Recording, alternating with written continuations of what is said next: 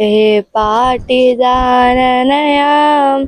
నన్నంతగా హెచ్చించుటకు నేనంతటి దాననయా నాపై కృప చూపుటకు.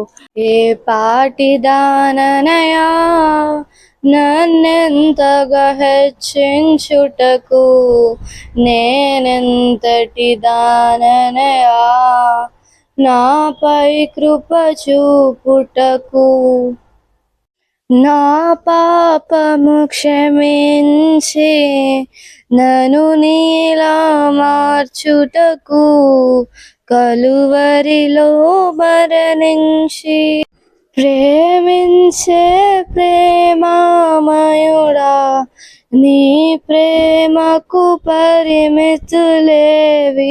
కృప చూపు కృపగల దేవా నీ కృపకు సాటి ఏది.